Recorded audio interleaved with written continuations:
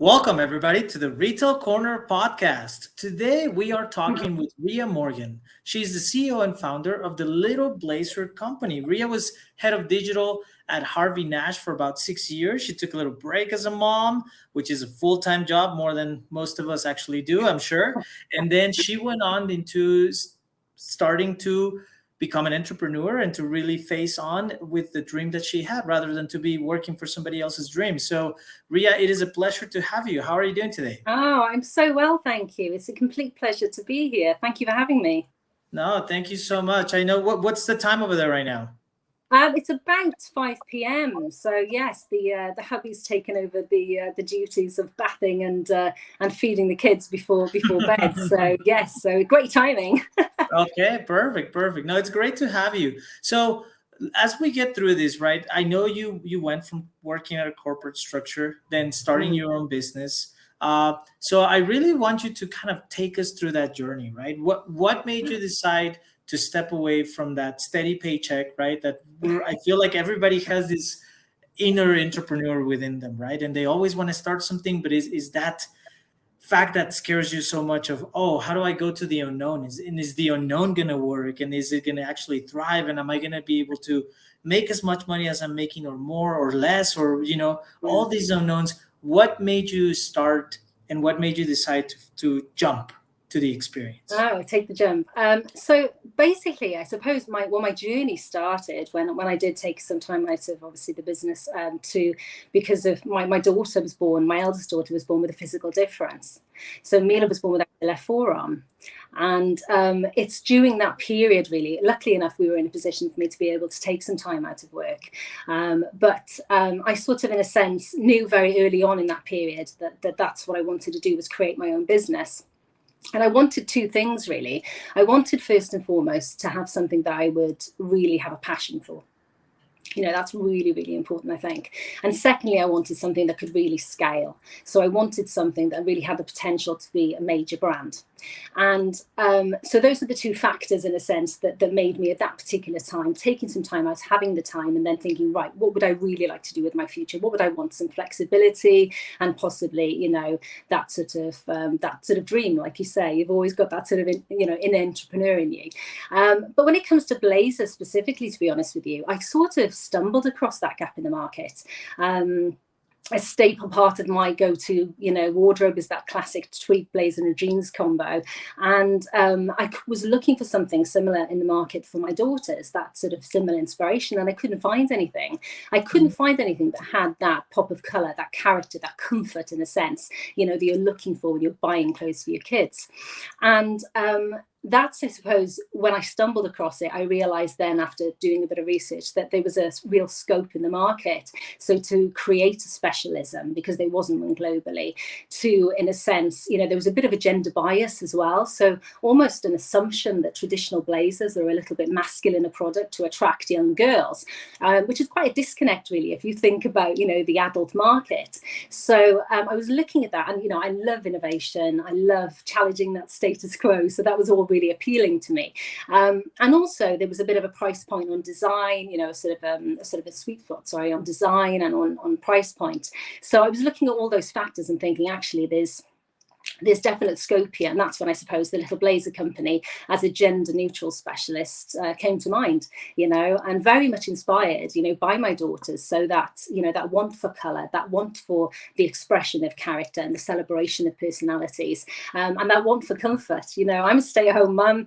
I love getting, dirty and in sort of mud kitchens, etc., with the girls. So finding something that I could create that, you could have that comfort, that play in all day, that was important, because, when I'm buying clothes for the kids, if they can't play in it, it's a bit of a turn off for me. So I think what it was, I wanted to create a collection that you could wear it in the summer with a pair of shorts and a t-shirt. You could wear it in winter, with jeans and jumper. You could play in it. You could dress it up for a wedding, or, for a birthday party. So it was creating something, in a sense, that, really could be for everyone.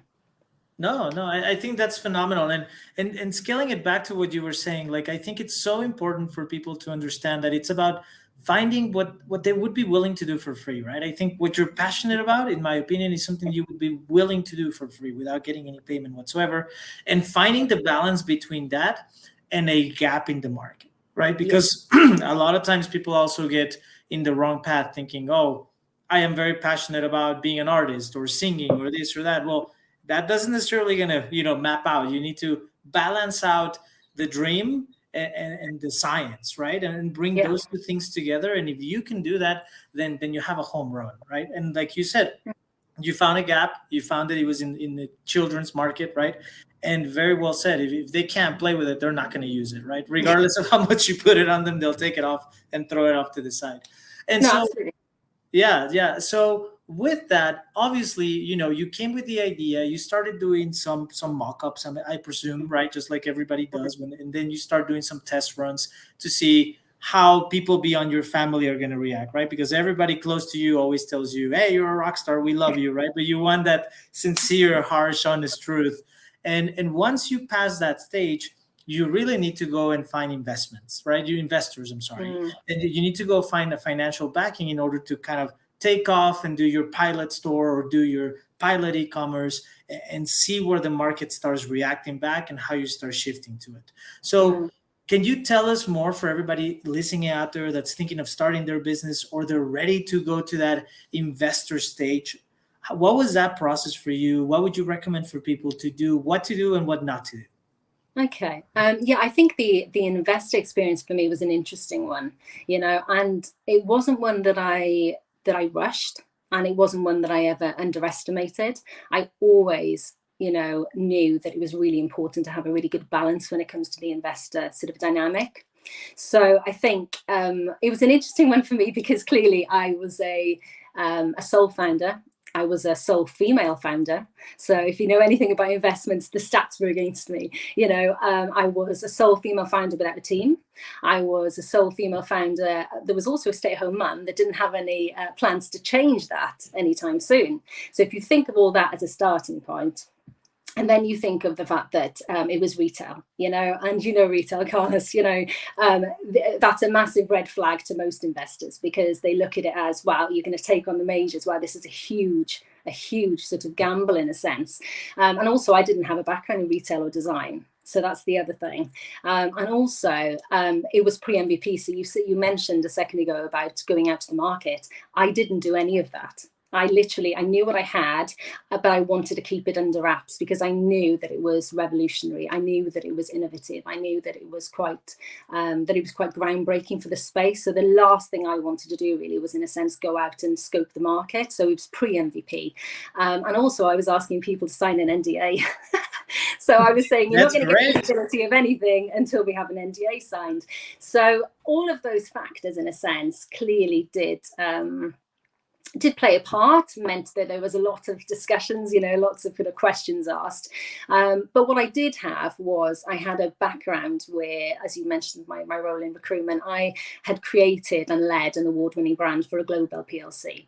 I also had quite early on secured SEIS and EIS assurance in the UK, which is quite a big thing when it comes to, investors, angels in the UK. I also created a very brilliant relationship with my Ned, Chris Brown, who you probably know, ex-Ted Baker. He's currently co-founded Kit London. You should get them on, actually. They're absolutely fantastic. It's a brilliant brand. And so I had Chris as well. And importantly, I had faith in my product. Like I say, I knew that what I had was something special. So for me, I'm very much, I like to analyze things. And for me, I literally sort of, right, okay, it's a numbers game. I only have to have a certain amount of people look at this. I had, complete confidence in a sense that they would see the value. So I did consider the VP route, sort of looking at those looking at that sort of VC route, and I did then look at angels, and I really kind of realized quite quickly that the angel route was going to be better for me because there was only so much equity I was willing to give away, and I wanted that control, and I wanted, like I say, that sort of that good personal relationship you can get, with an angel. But I didn't take all the investment that was offered to me, and I didn't give visibility to all the investors that asked to see the product and the branding. And I think when you're asking about, what sort of advice I would give, I would say to people, take your time. Find the right people for you, find the people that really get you and get your business, because it is those people that will ultimately, whatever you're trying to achieve, will help you achieve that. And it's not just financial, it is about as well knowing that it's those morals and ethics that you surround. You're creating a brand, and what does that represent? So I think yeah, I would say just take your time and make sure that you you ask the right questions as well as answer the right questions. Absolutely. No, I think you hit it right on the dot. Like, it's so important, right? For when you're looking for those investors, that you are also looking for a mentor, right? Mm. Because that investor, you don't want somebody that's just going to fork out the money and then have very high expectations on their ROI, right? Do you really want somebody that's going to mentor you through that process, because they're going to be invested beyond the money, right? And that really translates, as you very well said, into believing in your product, believing in your mission statement, believing in your ethics and what you want to achieve with that product, right? So I think you're absolutely on the money. And most importantly, I think one thing that everybody, once they're starting, even if their idea is great, is they undervalue themselves, right? It's like you come into talking with an investor, and because there's a lot of money there, you automatically put yourself in this position where you're under, right? Or you're not as valuable as you think you should be. And I think that's a very common mistake that a lot of entrepreneurs do, right? If you believe in your product fully and solely, right, you should be able to stand part to par with anybody in the room, and not feel intimidated or not feel like you're not as valuable, regardless of the background that you currently have obtained, right? Or how much your product has moved into the market. And so, talking about values and talking about the importance of them as you're growing a brand, right? I Mm. know that you mentioned at the beginning that your product, you wanted to make it very gender, right? Make it for females, make it for males, for kids, regardless of gender.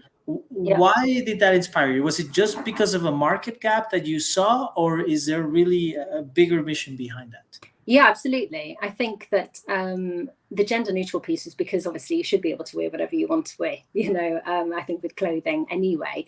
But I think it's also, there was the gap in the market when it comes to what I could find for my daughters, what I felt that they were sort of what was available to them. So that was kind of quite important. But I think also, inclusion, diversity, is very important. It's obviously very close to my heart. I think with the prevalence of social media, the importance placed on youth mental health, inclusive representation, all of these things are things that made us want to be a brand that, has a strong moral compass, that is a supporter of everyone, that is very much a champion of all personalities and differences. So from that perspective, we wanted to literally create an offering for everyone, and as when we talk about the sort of personality statements that we have as well, they're not gender specific, because a personality can be so colorful, in its form. So again, having that crossover, is very important, I think, so that we can encourage that self-expression.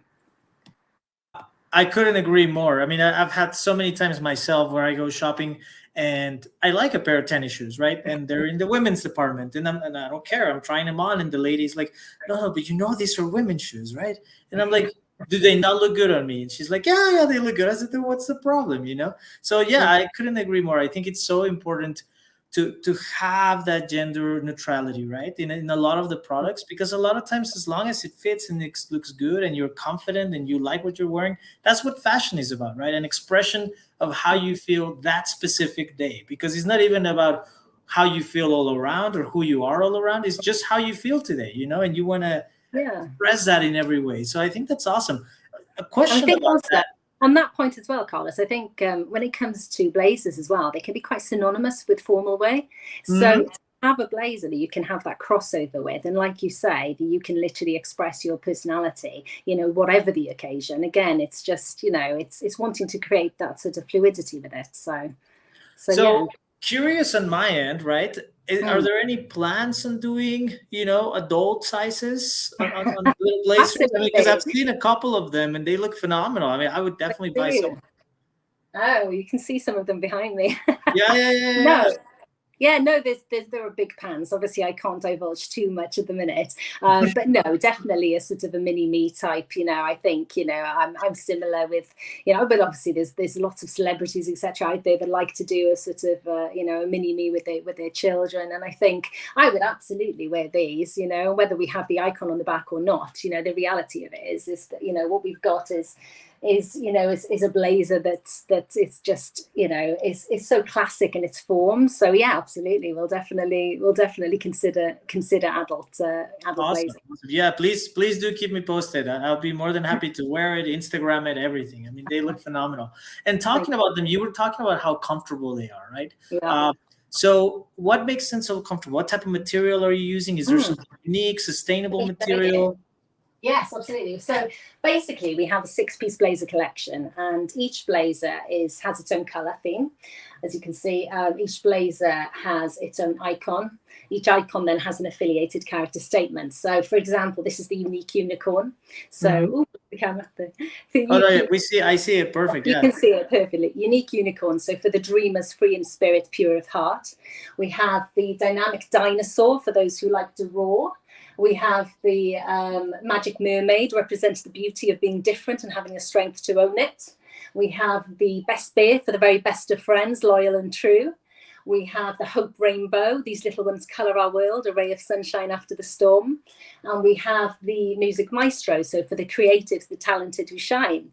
And this is bespoke Harris tweed cloth. So I say bespoke because I designed each and every color formation and sort of palette here. So this is unique to us. And the whole collection actually is unique to Harris Tweed Hebrides as well with us. And so you can see here, we've got beautiful detailing. So we've got marble-esque sort of buttons. We've got wool-lined pocket in the middle. We've got vegan satin lining and beautiful contrasting binding there. And obviously our sort of showcase of our icon on the back. And this is just incredibly high stitch count, just a beautiful, each piece is done individually as opposed to it being obviously a patch. So it's exactly how I envisaged it. And yes, it's a beautiful, in person they're even more beautiful than they are. No, they look amazing. Yeah, and then the quality that you're talking to us about, I wouldn't want them to go play with them now. It's like put it on and just stand still, No, definitely. They look phenomenal. No, I really, really like it.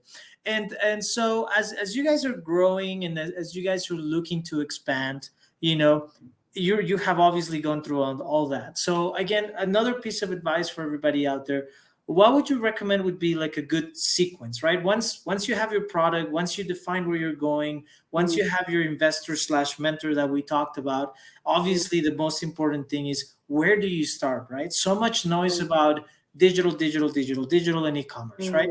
But then how do you get people to your website, right? Yes, it's very cost effective to have your website, but how do you get people to your website, and obviously how do you do that customer conversion, right? Or do you affiliate with some brick and mortar stores, or do you do a combination of both, right? So from your experience, what would you say is the best next step once you have the funding and you have the ideal product and you have your sales? I would say that it has to be obviously specific to your business, and you have to really think about your demographic. And clearly that will all sort of determine then, in a sense, which routes to market are best for you. From our perspective, we are, simply a boutique, an online boutique currently. We probably would consider channel partnerships. But again, because I knew what I had before I launched, I very much wanted to keep everything under wraps to start off with. But I think the channel partnership route is clearly, a very fruitful route as well. And I think, it very much depends, like I say, which, what your target audience is. And, but, utilizing any avenue and every avenue that you can is clearly, has its own merits. I mean, what's your advice to us, Carlos? So, I mean, to be honest with you, from my perspective, right, I think they're phenomenal. I definitely think doing some channel partners like pop-ups, right? Particularly, I think those would be phenomenal for you guys. And even collaborating, because it's so art driven, right? I would say collaborating with artists out there in the market, a lot of visual artists, right? I think that would really extrapolate the connection, because it's already a piece of art, in my opinion. Oh no, definitely. I love Vivienne Westwood and designers like that, and it would definitely be something that's on our radar, in the future when it comes to collaborative sort of pieces. You can even look at different brands in the market that's, not so much simply retail, where they have had these collaborations with other areas. And the beauty of collaboration is just can sometimes create something just fantastic, doesn't it? And I think for us, I've got a couple of ideas actually, but I don't really want to say them right now. But no, I but think we can always circle back, in the period after now, and so we can hear more about where those ideas have taken you guys, right? Well, and the journey behind it. Let me throw it out there. A dream of mine would be to collaborate, for example, with Marvel. Our characters on the back are all about empowering children, inspiring children. The whole premise surrounding the personality piece, for us is about in a sense, retail that makes you think. So it's not just a T-shirt that says, chill out. In a sense, it's how you feel when you put that garment on. It's that you're putting your armor on and you're facing any challenge. And we're very much supporting that sort of feeling of, if you're a grandparent, a parent buying, a product like this for your child, it's for them to know that they, that they're loved, they're supported, they're appreciated. You are giving them the message of be you, be proud, and we think you're awesome. So for us, like I say, the Marvel would, collaboration would be an absolute dream. Yeah, no, that sounds phenomenal. It's like putting on your own personal cape, right? To Yeah. become your own superhero. Yeah, I love it. So if there's anybody at Marvel that wants to give me a call, please do. But, it's an heirloom garment as well. What we've created here is something that, again, you're talking about passions and sort of ethics of the brand, etc. Sustainability, and supporting slow fashion, is really, really key to me. So, this is the ultimate recycled, sort of garment. We want people to literally pass it through the generations, so that they can literally, so supporting that sort of journey of your family all the way through, like it literally is a tradition, that it's a part of the family and it's passed down. So that's the aim. That would be the what I'd absolutely love to see. And I am sure you guys will reach there. I definitely am sure you have a lot of potential. I love the product, and I love hearing a story, where it's not the typical, you know, you have to be in a job, you have to be in a corporate job, you have to do your go-to-market strategy, you have your test your product, all those things, right? There's an avenue. You're the perfect example that there is an avenue for everybody, right?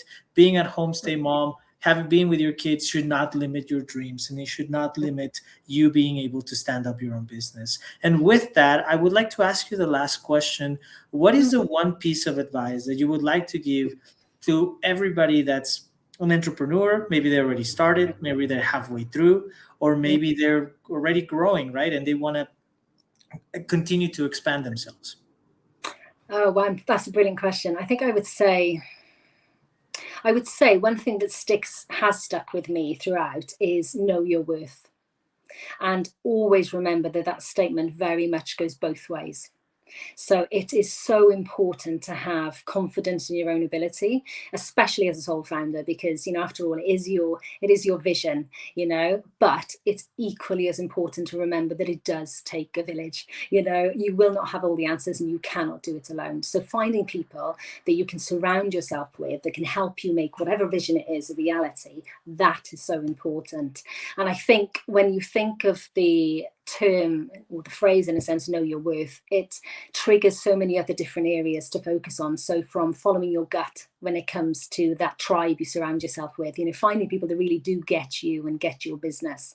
It's making sure that you manage your emotions, because you'll go through an absolute roller coaster of emotions when you're trying to create, launch, and then hopefully scale a brand, and it's also, in a sense, knowing that you have to adapt to change. Your worth will change as your brand grows, and therefore from that perspective, embracing that instead of fighting it.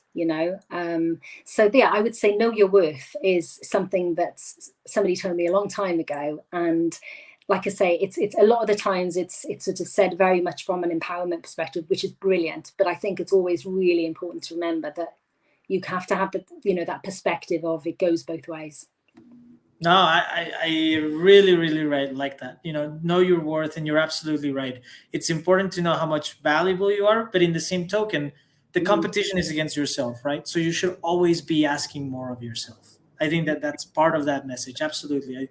I really enjoyed. I enjoyed talking to you so much. Thank you so much, Ria, for sharing your experience with us. Please keep us posted as the growth comes through, and we'll put all your information so that everybody out there. Are you guys shipping internationally as well, or is it just Yes. UK right No, now? global, and we've got a load of stock in now, which is great, and we're also doing pre-orders. So it depends, obviously, which size and what design. So it's on the site at the minute as a pre-order. So, but some can be shipped very quickly. So yes, please support, please enjoy, and please join the journey. And keep us posted. It's been lovely being able to post some photos, around so far of people that are enjoying them. So that's very exciting. Awesome. Well, thank you so much for your time. We greatly appreciate it. And for everybody out there listening, there you guys have it. You guys can go and get your little blazer for your little dude or your little girl and enjoy it. Have a great time. Thank you so much. And we'll see you on the next episode. Thank you. If you would like to be featured on our podcast, please email us at podcast@retailcorner.live or visit our website, retailcorner.live. Looking forward to having you as our guest on our podcast, and thank you so much for listening.